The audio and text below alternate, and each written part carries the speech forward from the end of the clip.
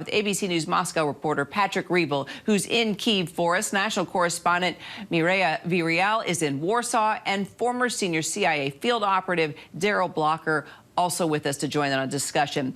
Let's start with you, Patrick. A senior U.S. defense official now saying the situation in Kyiv is static. What are you seeing on the ground, and what exactly does that mean at this point?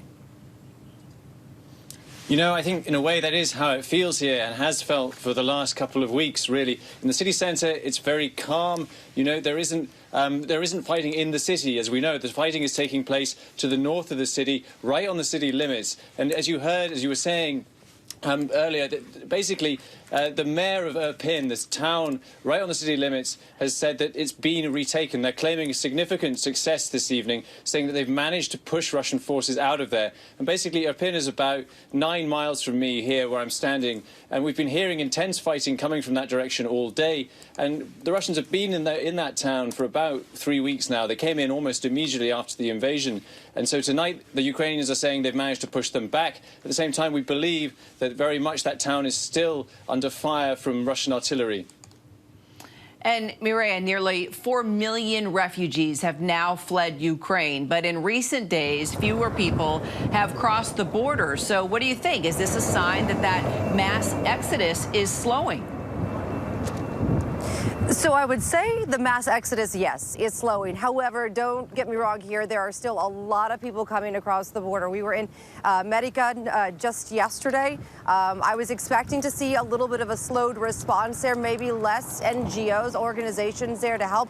But in fact, it was organized chaos, to tell you the truth. Everybody had to set up a tent. Everybody was ready to give. Volunteers, there was an influx of them all ready to help out. And we did see a steady stream of families continuing to come across and tell us that they are leaving because there isn't a lot going on in their cities. They are still very concerned about what Russia may or may not do, and they want to be prepared. They want to make sure that they have their children in a safe area. So as of right now, while things might have slowed, by no means does it look like this is ending anytime soon.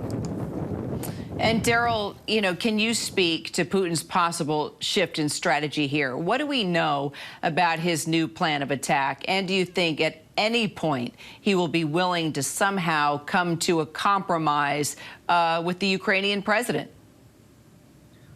I believe the compromise is already happening. What we're seeing with the closure of their first phase of the invasion and focusing on the Donbass, an area that they've controlled essentially since moving in 2014. So that is admitting that the Russian forces haven't achieved their goals, even though that's how it's being sold to within Russia. But I also think it's great that Zelensky has now triggered that they're willing to talk about maybe ceding territory. I'm not sure if that's exactly what the Ukrainian government wanted to do, but it all seems to be positive.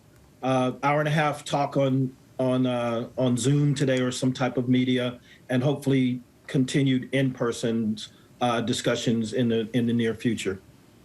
Patrick, can you add to that with anything you know about the progress of peace talks between Russia and Ukraine as negotiators get ready to meet in person today?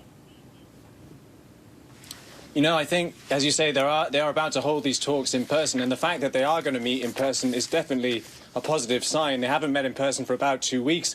We know they've been talking every day by video link, but the fact that they are meeting suggests maybe they hope that they can at least start to make progress on some key issues.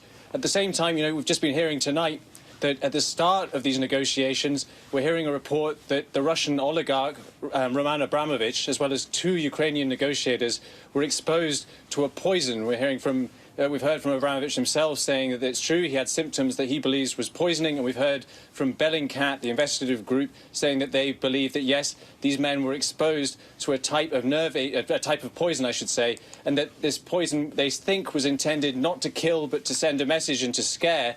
But I think, you know, that was also a month ago, and a lot has happened since then. And so I think they must be hoping that things have changed. But clearly, you know, when you have one side that's been exposed to actually poisoning, I think that does tell you quite how bad things have been between the two sides.